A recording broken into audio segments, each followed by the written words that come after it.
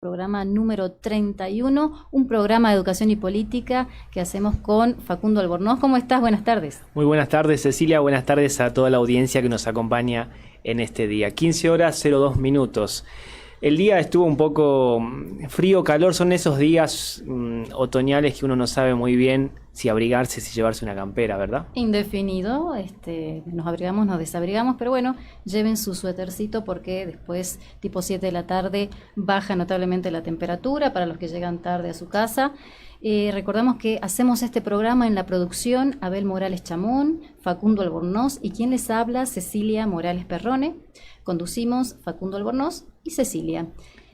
Opera técnicamente este programa Gonzalo Zorrilla. Agradecemos a Ariel y a Isabel que siempre están aquí en los estudios. Mandamos saludos a nuestra audiencia fiel que cada martes se suma a esta propuesta que ya en 2 días cumple, te cuento Facundo, su primer año de vida. Bueno, ya estaba pensando cuándo era el cumpleaños anual, ¿no? Ya tenemos un año al aire. También estamos saliendo por las distintas redes sociales. En Facebook de la radio de la Universidad Nacional de Salta compartimos desde nuestro Facebook, que es Quehacer Pedagógico, donde nos puedes mandar mensajitos. También estamos saliendo en Twitch Radio UNSA. No solamente nos escuchan, también sí nos pueden ver allí. Recordamos que también se pueden comunicar con nosotros vía WhatsApp Al 387 53 47 022. Porque hoy ya trajimos el tema, te lo adelantamos por las redes sociales, educación y desigualdad. Hemos realizado algunas preguntas también a la audiencia respecto a si la educación, la escuela precisamente, otorga mayores oportunidades, te iguala o podría causar el efecto contrario, que sería reproducir la desigualdad de origen, ¿no? Bueno, vamos a estar conversando sobre esto. Vamos a escuchar testimonios, vamos a proponer las distintas aportes de teorías que se han desarrollado a lo largo del tiempo, vamos a presentarte algunas estadísticas, así que sumate, quédate ahí, prepara el mate, porque como siempre les digo, si yo no duermo, nadie duerme. Sean bienvenidos a Quehacer Pedagógico en esta edición del 7 de mayo de 2024. Bien, iniciamos con todo. Antes de hablar de educación, podríamos hablar si la sociedad está estructurada de manera desigual, ¿no? Uno lee, por ejemplo, algunos economistas, sociólogos, algunos hablan, por ejemplo, cuando tienen que mostrar los salarios entre unos y otros, hablan de la dispersión del salario. Es decir, que unos ganarían más que otros, pero simplemente es una forma de dispersión. Otros encuentran, en cambio, que podrían existir desigualdades. Ya Rousseau decía que hay desigualdades naturales, del orden natural. Algunos son más fuertes que otros, algunos son más entrenados que otros, algunos son más bellos que otros, según la definición, el estereotipo de la época, les da más oportunidades. Y hasta podríamos decir que tienen ciertas capacidades que se lucen más, ¿no? No voy a cantar bien yo, aunque quisiera, ¿no? No podría integrar tal vez algún grupo folclórico. No tengo ese atributo de un... Está bueno eso que decís, porque entonces después cuando más adelante hablemos sobre el tema, por más que te esfuerces, no va a salir una nota de tu boca bien dada, digamos. Exactamente, creo que podría entrenarme, podría tener los mejores entrenadores de la voz, pero tendría un límite, ¿no? Entonces esas desigualdades son desigualdades naturales, digamos, ¿no? O sea, uno viene con cierto equipamiento, algunos hablaban de somos como cuando nacemos como una navaja suiza, ¿no? Venimos con algunas características y otras, y después hay otras desigualdades que son del orden social, ¿no? Que tienen que ver con que estas además se pueden corregir y son productos propios de la sociedad, es decir, naturalmente no están, sino que cuando algunos hombres decidieron decir esto es mío, plantea por lo menos Rousseau, y ahí se empieza a generar algunas desigualdades sociales. Bueno, ¿y qué pasa en relación a eso con la escuela también, ¿no? Bueno, lo vamos a plantear ahora. Sí, pensar que eso que estás planteando acerca de las desigualdades naturales y las desigualdades sociales, pensaba en esos discursos, ¿no? De hace más de un siglo que tenían que ver con la dotación genética y que decía que de acuerdo a ese equipaje con el que venías, a esa cuestión innata, se iba a definir tu futuro o tus posibilidades reales. Y entonces en términos biologicistas, innatistas y a veces hasta psicológicos se limitaban las posibilidades sociales y materiales de los sujetos. ordenándolos y seleccionándolos con mecanismos que, bueno, son harto conocidos, pero que en los que la escuela también contribuyó. Bueno, hay un concepto central como la inteligencia, ¿no? O sea, bueno, la maestra, el profe decía, a este no le da la cabeza, o sea que la universidad ni se te ocurra ir, o mejor que se dedique a, no sé, tener un oficio de este tipo.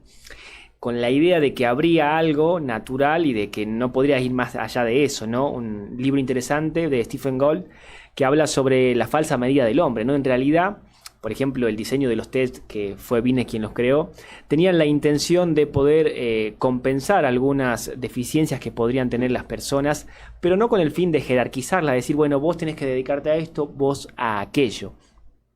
Es interesante el planteo, por ejemplo, estoy pensando en la historia, la biografía de Beethoven, ¿no?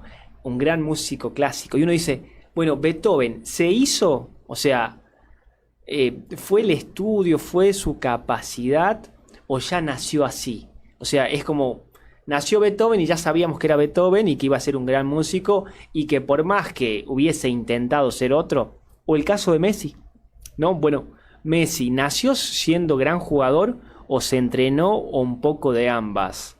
Podríamos pensar en algunas personas extravagantes de la cultura y grandes genios, si los genios se hacen o los genios nacen genios. Bueno, me diste pie para esto. Lo íbamos a dejar para el final del programa, pero bueno, casualmente un día como hoy, ajá, en 1824, nacía Beethoven. Beethoven. No nacía, perdón. Beethoven estrenaba la Novena Sinfonía. O sea que era como un doble nacimiento, porque fue su obra magna, digamos, la más conocida, por eso dije que había nacido, o renacido.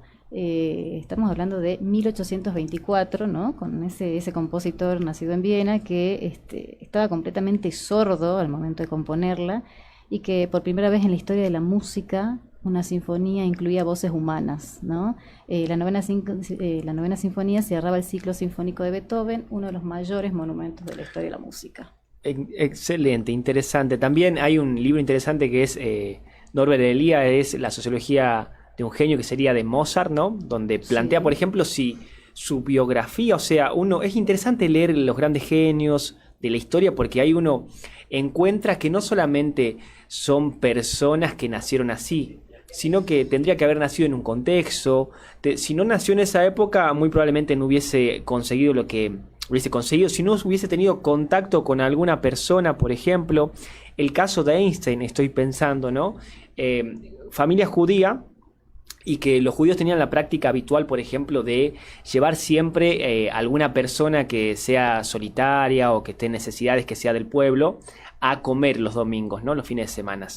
Y en ese entonces llevan a comer a uno que era un matemático, muy importante. Y entonces Einstein entra en contacto con esta persona y se empieza a interesar por la física, por el campo del conocimiento científico. No recuerdo el nombre bien, pero relata y dice, bueno, si no hubiese sido por este muchacho, joven muchacho, yo no hubiese sido nada. Y además después intelectual dice, era un pequeño Einstein, ¿no? Hablando de Albert Einstein, pero pasados 5 años yo no sabía qué enseñarle porque él era muy lúcido. Y ahí cuenta un poco también cómo los contactos, la oportunidad, el momento histórico, determina mucho de lo que se va a poder y no se va a poder hacer, ¿no? Si Messi hubiese nacido en África. Grandes debates, ¿no? Que van a poner en diálogo a la biología, lo cultural, las oportunidades, ¿no? Que responden a determinada época y a esas posibilidades con las que uno se puede encontrar. Y si avanzamos un poquitito, pensamos que en esta sociedad capitalista, asalariada, si uno piensa en los aportes, por ejemplo, de Castel, que va a hablar de los cambios que han acontecido en la sociedad, sobre todo desde mediados del siglo XX y hacia fines, en los que hay una reorganización de la dinámica social y cambios en el trabajo, ¿no? Que tienen que ver con que hay menos demanda porque las máquinas o porque la inteligencia artificial van reemplazando, hay una precarización de las relaciones laborales, mayor informalidad. Entonces, en todo esto, ¿qué papel puede jugar la escuela para igualar o para tratar de compensar esas diferencias de las que hablábamos hace un momento, sean biológicas, sean sociales, sean de oportunidades?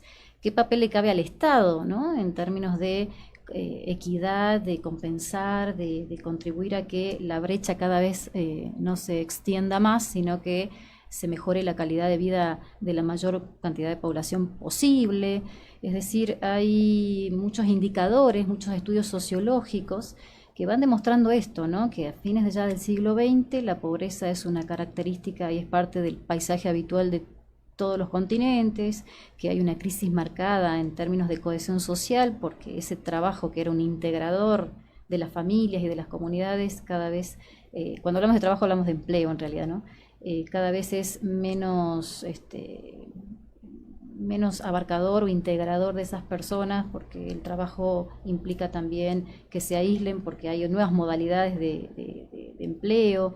Digo, hay muchos factores que van definiendo o caracterizando a la sociedad de mediados y fines del siglo XX y que hace que hoy la tarea de la escuela se complejice, y me recuerda a un programa que hicimos el año pasado de que la escuela desborda, ¿no? De que ya va perdiendo esa función específica, ¿no? Y va a atender fundamentalmente a atender otras demandas o funciones o necesidades que tienen que ver con cuestiones socioeconómicas. Y entonces nos preguntamos, ¿la desigualdad educativa es consecuencia de la desigualdad social?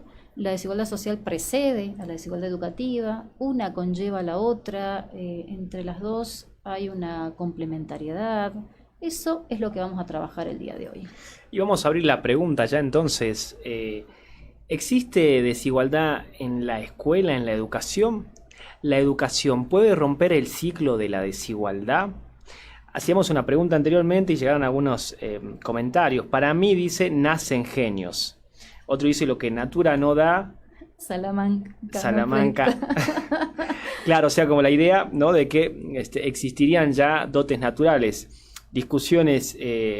Tuve una discusión con mi viejo que me decía, no, es que nacen así, ya no, vos no podés determinar eso, nacieron así. Bueno, podrían haber nacido así, pero las condiciones, por ejemplo, si pensamos en la era actual, no podrías ser Bill Gates si no nacías en esta época. Por supuesto. Porque en la Edad Media hubiese sido otra cosa, ¿no? Hay elementos que van a configurarse, una serie de oportunidades también, ¿no? Pero bueno, abrimos acá y salimos a la calle también esta vez y tenemos acá un testimonio. ¿Te parece que lo escuchamos? A ver qué nos dice. Buenas tardes. Bueno, con respecto a la pregunta, creo que la escuela sí debería generar oportunidades y abrir caminos, sobre todo, yo trabajo en el nivel terciario y me parece que sí. Lo que pasa que hay muchas falencias que traen los alumnos. El sistema también está permitiendo que esas falencias persistan y no las reviertan. Entonces me parece que cada vez la función primordial, que es brindar oportunidades, se va decayendo. Lamentablemente, esa es mi opinión. Interesante, aquí mandan, dice, la escuela genera igualdad. Para mí no, al contrario, más desigualdad. Porque dependiendo del lugar donde vivas, también vas a poder acceder a la educación que tengas. La educación, otro dice, debe generar igualdad. Pero los profesionales a cargo de la educación generan desigualdad por sus pensamientos subjetivos, generando una gran brecha. O sea, depende de la señorita que te tocó. Ah, caramba, hay muchas causas y muchos factores a los que nuestros oyentes van atribuyendo esto de la desigualdad. Vamos a seguir escuchándolo, si te parece, después de esta primera cortina musical. Nos vamos a una cortina musical y les dejamos con la pregunta de la escuela. ¿Genera igualdad o desigualdad? Te podés comunicar al 387 53 47 022 o también al Facebook de Quehacer Pedagógico. Vamos a escuchar Quemarás de Woz en colaboración con el Indio Solari, editado este año 2024, y ya volvemos.